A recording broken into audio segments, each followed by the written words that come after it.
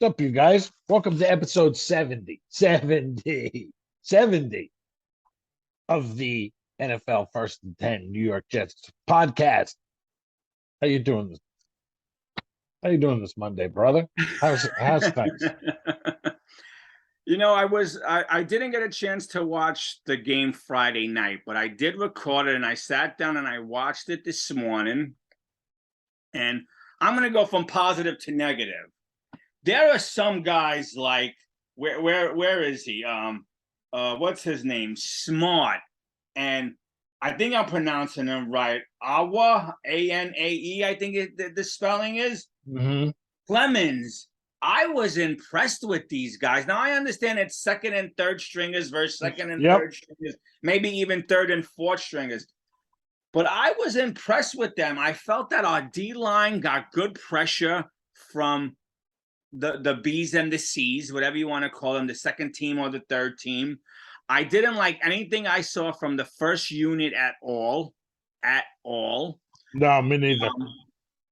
I was hot and cold with Mims. I like the fact that he had 2 catches for 25 yards.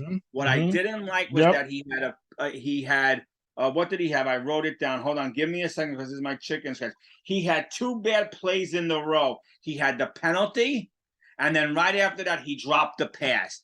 He's got to get that shit out of his head. Like, he had the penalty, fine. Now the ball's coming to you. You got a chance to make up for it. Get that last play out of your head. So I was 50-50 on Mims. I was, and I'm a Mims supporter, as we all know. Yep. But I like the fact. Go ahead. How about the guy out of Naperville, Illinois, that pulls the game out with 16 seconds left? Tell me about it. I DM'd one of our buddies and said, "Is he the new folk hero for this year?" I even wrote that down. Yeah. How do you pronounce it? Strevlar? Strevler? Yeah, whatever. Is he the new Jet folk hero? Hey, man, 6 for 9, 62 yards, 2 TDs. Yeah. Right?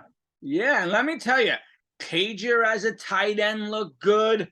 Yeboah had a nice catch.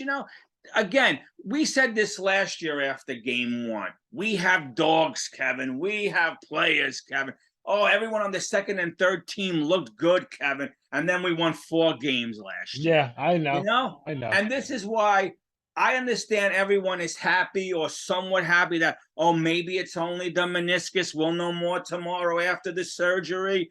But listen, I don't care. I know he's coming back week 2, possibly week 3. But now we could be, let's hope not. We could be, what happens if we're 0-2 when he comes back? He still doesn't have any preseason underneath him. He's going to need to get his legs going again.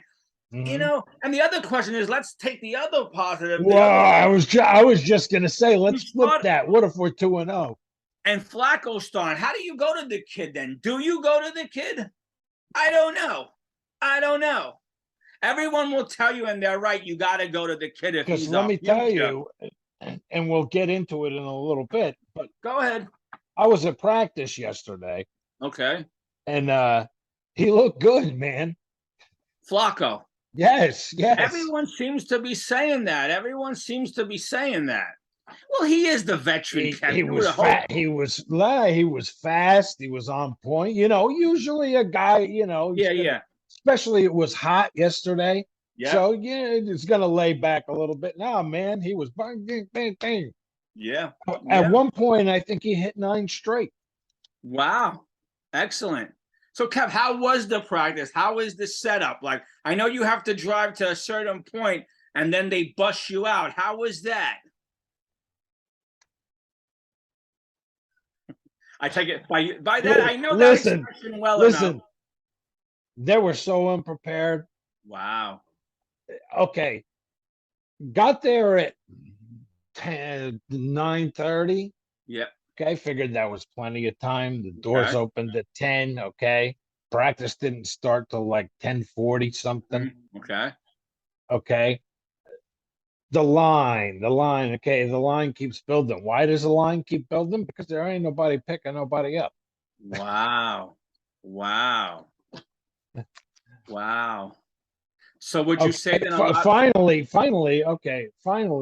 here comes like one of these little airport shuttle buses. Okay.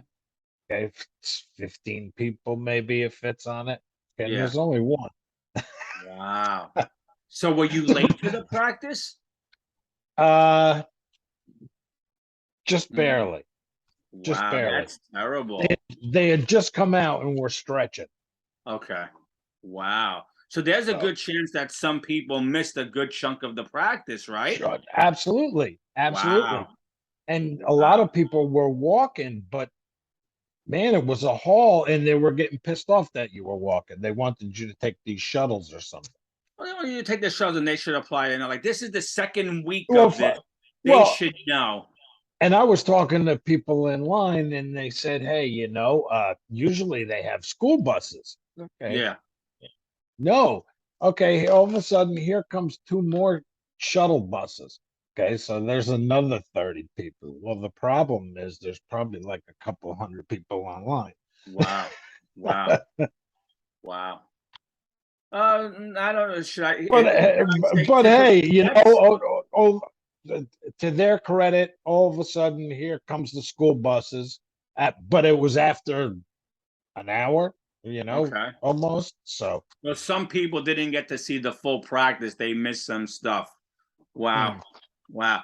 So overall, but now you're at the practice. What do you take away from it? Was there anything you saw that you said, wow, that dude is bigger than I expected, or that guy plays better than I expected, or was it? Well, hey, it was feisty. It was hot. It was feisty.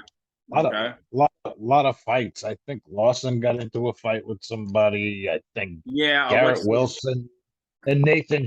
He goes after Nathan Shepard. I mean, I think the coach poked a little fun at that, but it was a shoving match. But nothing big. But I mean, standing out. Hey, Wilson looked good. Hey, Conklin, watch Conklin. I watched the game. He had 3 catches early in the game. The man's a beast. But we knew that from his days with the Vikings. The man's a beast. The man's a beast. I mean, no question, no question. Brees Hall looked good, especially in the passing game. He looked good. So overall, it was good, man. Okay. Yeah. I know it's preseason, Kevin, but from what I watched on my TV screen, and I watched all 4 quarters, if I had to give out 3 stars, my 3 stars would be the one guy. The number 1 star for me goes to Zevon Knight. I was impressed with, I know he only had, 4 carries? Wait, I wrote it down somewhere. 6 carries for 13 yards, but 1 TD. I like him. If Berrios is going to be a big part of the wide receiver class, I like this Knight to make the team. I know it's a stretch because he's undrafted as the kick returner. Right. That's my take on it. Someone could tell me I'm crazy or whatever. Yeah. No, I agree. My next star goes to the D lineman Smart. I believe he had a sack and a half in the game. And let me tell you, Clemens is a beast. He plays fast from the plays I saw him in. Hey, when we drafted him, I was watching some of his college tape, and holy crap, this guy just keeps coming. Yeah. I just felt like, Kevin, the few plays that I remember being out there, he was such a disruption to the offensive line of the Eagles. I felt like their quarterback was rushing the throws. And that's what we said. This is what we want our line to do. Because if you have to throw that ball a second or 2 earlier, it helps that, Yeah, absolutely. And my gold star, because kickers need love too, is Brandon Mann. Not so much for the punting, but for the tackle he made. Yes. Yes. Hey, get it. Nice Put your head in there. Put your head in there. How nice was that tackle? Yeah, I like that. How nice was good. That was good. All in all, Kev, again, we'll work backwards again. This is just the game we saw. I'm not talking future, next week, 10 years from now. I'm just talking about the game last night. The third string quarterback looked impressive for the little 2 drives that he was in. He led them down the field. Yep. I wasn't, and I like Mike White. I wasn't impressed at all with Mike White last night or Friday night. 10 for 20, right? Yeah, 98 yards. Yep. And I'm disappointed in Zach. I understand now, but now let me preface it by saying I know he only had 60% of his old line there. But once he decided to break out of the line and run, Zach, this is not BYU anymore. And I understand there was not contact. Yeah. Pick up a few yards and run out of bounds. Yes. I understand there was no contact on the play. It's just a cleat in the turf and a freak injury. But even still, where were you going? Get out of bounds or slide. We need you for the playoffs, for the regular season, for whatever run we're going to make in the playoffs. Excuse me, I got ahead of myself. I don't need you to be Superman in a meaningless preseason game, you know? You know what it reminded me of, kind of? I mean, even though it was kind of different, because he took a shot, Sanchez against the Giants. Yeah, but in this again, Sanchez was out. Yeah, but that kind of. Are you kidding me? Are you kidding me? Yeah. No, I get it. Zach's got to know to slide. Live to see another day. Plus, that's preseason. Who cares? Throw the ball away. Who cares? You know? Right. Overall, I'm very disappointed with that first quarter performance. We was schooled in every facet of the game. Even when Minshew comes in, this Minshew seems to have our number. He did sure it does, doesn't he? Doesn't he? He just seems to know, like it's like he has our playbook. He knows, and he gets. Anyway, I was sitting there saying the same thing. No question. Yeah. So, what do you? I mean, we know about the knee tomorrow. I heard if they got to trim it, it'll be 2 to 4 weeks. If they got to cut it, who knows? It's like a whole ball of, and it depends. I think Salah said something like, "Oh, it depends on what they find when they get in there." Yeah. So right now we're hearing, I guess the Jet doctor said 2 to 4 weeks, which if that timetable is right, he'll be ready, I guess, week 3 versus Cincinnati. If they go in and they find more stuff or they have to clean it out or whatever deeper, it could be 4 to 6 weeks, which won't mean he won't be ready till, I think, Miami. But my question is, and I'm throwing it out there, not that I'm saying there's a quarterback controversy, but this will be the Jets' luck that Flacco will be 3-0 and Zach Wilson will be ready to come back. And because Zach Wilson's our future, you got to start him, right or no? Do you stick with the hot hand? I know you're from the school of probably starting the hot hand, right? I'd stick with the hot hand. If you're winning games, I mean, I know it's a whole different ball of wax, but think back to 98, Testaverde. Yeah. You never know. You get on a roll. I would love for all our subscribers and props to all our new subscribers who signed up the last couple of days, last couple of weeks. Thank you. Let us know what your take is. Flacco 3-0, we ride him, or as soon as Zach's ready, throw him out there. What's everyone's take on that? Did you see? I don't know if it was today or yesterday after practice. Oh, I don't know if they practiced today. So Garrett Wilson says afterwards he was doing an interview or something saying how Flacco's ball is a lot easier to catch than Zach's ball. Okay. So you want my take on that? He knows it. What was he saying? He knows when to pull back, and then he knows when to, put something on it. Now, I read what you sent me, and I saw the person who posted it, and I think this person is looking for a fight, like looking for controversy. Oh, really? I don't think, because in my take, all Jared Wilson said was that the veteran knows when to zip it and when not to zip it. Right. He wasn't throwing Wilson under the bus. Yeah. But this guy posted it as if Jared Wilson was saying. No, he was just saying, wow, he throws. Yeah, exactly. He throws a good ball. Yeah. So again, to try to start controversy in the Jet camp and start this quarterback controversy, they're right now there isn't any. We know what the hierarchy is. It's Zach, it's Flacco. I just wanted to put it out there. What does Jet coaching staff and Joe Douglas do if Flacco is 3-0 or 2-0? It'll be interesting. Hey, listen, it would be a nice storyline if we're 3-0. Well, you know already the big hype's going to be Flacco goes against the Ravens in week 1. So home opener against the Ravens. Yeah. You would hope for a W, right? Yeah. If week 1 wasn't already a big game, now there's even more mustard on it. Yep. Hey, Kevin, they're going to switch it to the primetime game Sunday night. No.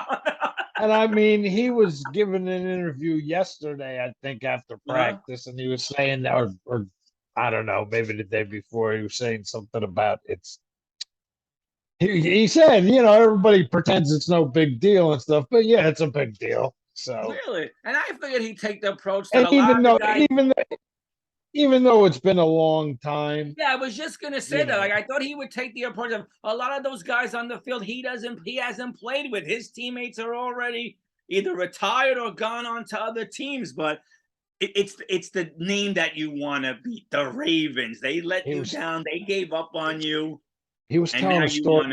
He was telling a story about Steve Smith. Okay. I forget. I gotta go back. You can go back and watch the interview, but it was funny. Having the same thing, being like, "Yeah, I want revenge." So it did mean something, even though he tried to play it cool like it did. So again, just a couple of numbers to throw out there. Were you not impressed, or were you impressed with LaMichael Pirine?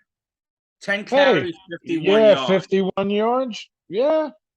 I mean, I like the kid. I know some people are down on him. I don't know if he'll make this team, but I like the kid, But the running back room, and wow, I can't believe I'm saying this. It's crowded. Yeah, it's so strong. And we didn't even see Coleman and Johnson the other night. It was pretty much Carter Hall and Zovan Knight, which those three alone look good.